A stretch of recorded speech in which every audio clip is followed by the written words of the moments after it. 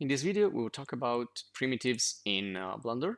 Now, we already have primitives that we can create easily in Blender, but I'm going to show you a couple of add-ons and how you can use them that can help you to generate more shapes and more different solutions. So I'm going to go to File, New General. I'm going to start a new one, and I'm going to go to the standard layout so that you can all follow. And we're just going to go to Edit and Preferences. Now here, you want to go to the Get Extensions, and you want to look for the modern primitive. This is the first one. I've already installed it. So you will see like a little button here with the install. Just click there and install it. And the other one will be the MD primitives. And it's the same thing. So just go here, click on install, and then they will be available in add-ons section. So if I search for here primitive, you can see those two, and just turn them on if they're off by any chance. Just turn it off, and that's it. So once you have installed them and you activate them, you can use them in your scene. Now let's the first thing I want to do here is actually delete these cubes. I'm going to press X to delete, and I'm going to create a new one just to show you the difference. So if you go to add now, you should see in the mesh section the extra elements that we just installed. So up here you have the modern primitive. They are in a specific location, and sometimes they could appear like here in the middle. And then you have ND primitives, and then you have the standard primitive. So what's the difference? Let me show you quickly. So if I create a cube, for example, this is going to be a perfect cube. And if I expand this panel down here at the bottom, you can see that the only thing I can change is the size. And I can change location and rotation, but the shape itself, it's just going to be, a bigger or smaller cube. I cannot do anything more than that with this. And also, if you go here in the object properties, you can see the same properties. And also here you have extra stuff for the scale. And also, if you go in the modifier, there's nothing here. So once you've decided, you can see the panel on the bottom left corner is gone, is disappear. So I cannot retrieve those parameters. So let me just delete now this cube X and delete it. And let's go for the add mesh modern primitive. Let's create a cube. There you go. Now the difference, you can see the difference right away. It has like these little circles and gizmos that are similar to the ones we all use for the transformation. So probably you want to make sure you are on the select mode. Otherwise you will see too many gizmos. But essentially this will help you to deform in a way or transform your cube quickly into something else, which could be like a slab or a column or whatever you want. So depending on how you adjust, this could be a wall or a pillar, etc., etc. And then you have these other circles that you can see if I rotate them, they will create something else, which is subdivisions. You can see if I rotate this blue one, is going to create more subdivisions here. And if I rotate this other one, it will create more subdivisions on this other side, etc., etc. So it's creating a grid of segments that can be used later on for editing. And everything is also available in the modifier. So instead of using this object panel here on the right side, I'm going to use the modifiers. And here I can change again, the size, being even more precise, putting some real measures. And then I can increase, decrease the divisions. And I can do this back and forward. So this is what is called parametric, when you can edit and manage and change your object through the parameters and not by creating another one or by applying some editing tools. And then you have also global subdivision here. And if you want, you can enable snaps or modify the snaps and also adjust the pivot, which usually is in the middle, but could be, instead of being like in the middle, we can push this up. Since this is supposed to be a column, you can put it like on the bottom there instead of like on the top. So it's pretty handy if you want to create this type of objects.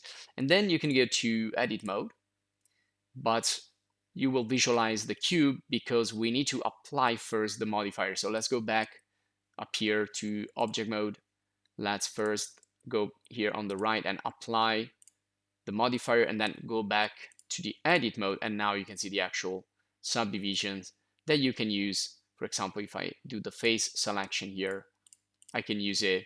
I can extrude this just like I would do in edit mode. So once you do this, you lose the parameters, you lose the parametric object, and you're ready to move on to editing in Blender. And if you're interested, just go and check the other video courses in Blender and video guides in Blender that we publish. So you will find video courses and much more about add-ons and things like that. Okay, now let's go and see the other one. So let's go add again, mesh, and go to the ND primitives. So I'm just gonna do something different. So let's create like a cone. Okay, and again, you have these handles. Well, some handles are more visible, some others you need to apply to actually visualize them.